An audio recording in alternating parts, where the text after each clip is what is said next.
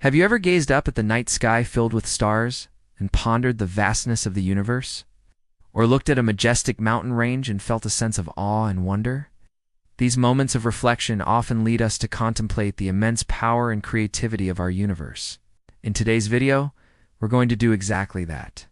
We will consider one of the most beautiful and profound passages in the Bible, Psalm 8, which talks about the glory of God in light of all His creation. Join me on this journey as we explore what this psalm teaches us about the majesty of God and our place in His grand design.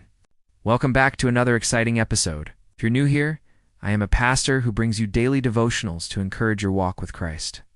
Today, we are diving deep into Psalm 8. This psalm is not just a collection of words, but a profound reflection on the glory of God as seen through His creation. Let's start by asking a simple yet powerful question. Why does God care? He already knows all, sees all, and is the eternal ruler. Yet He seems particularly interested in us humans. To understand this, let's look at verses 3 to 6 of Psalm 8. When I consider your heavens, the work of your fingers, the moon and the stars, which you have set in place, what is man that you are mindful of him, and the son of man that you visit him? For you have made him a little lower than the angels, and crowned him with glory and honor. You made him to have dominion over the works of your hands. You have put all things under his feet, all sheep and oxen, and also the beasts of the field, and the birds of the heavens. These verses unveil a truth that is both humbling and inspiring. Despite the grandeur of God's creation, He takes special notice of humanity. But why? What makes us so important in the eyes of the Almighty? The answer lies in our unique purpose. As we continue reading from verse 6 onwards, we discover this. And you have laid all things under His feet, all sheep and oxen, and also the beasts of the field and the birds of heaven. All of these creatures are under the control of man. But wait, there's more. And whatever you have put under His feet, under all things, under heaven itself. All things were subjected to Him. And God put everything under His feet.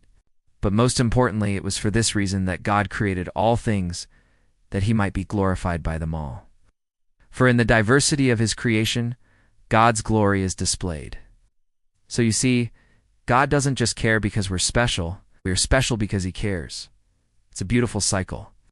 His care elevates us to a place of importance, and our existence is a testament to His glory. Now let's turn our attention to an often misunderstood phrase in verse 5, a little lower than the angels. Some might wonder why God would consider us lower than angels, especially when we read further and realize that angels bow before us and human beings sin. However, this comparison is not about superiority or inferiority. It's about perspective. Imagine standing in a vast field with a towering mountain in front of you. From where you stand, the mountain seems imposing and grand. But as you begin to walk towards it, you realize there's much more to the mountain than meets the eye. There are layers upon layers of details, textures, colors, and even tiny creatures living within its folds. Suddenly, your perspective shifts. The mountain, once just a barrier, becomes a majestic masterpiece. Similarly, in the vast hierarchy of creation, we might feel like a small mountain in comparison to the magnificent angels. But when we consider the purpose given to us, we see that we are not lower, but specially appointed. We are not merely part of creation. We are its caretakers, its witnesses, and its storytellers. We reflect the divine majesty in our unique roles. The more we understand our purpose, the more we reflect God's glory. So remember, you are not too small or insignificant to make a difference. You are wonderfully made with a divine purpose. Your life has meaning and value because you are a reflection of God's glory. I hope this devotional has been a blessing to you. The words of this timeless psalm echo in your heart, reminding you of the amazing God you serve and the purpose that drives you forward. Until next time, may God bless you and keep you.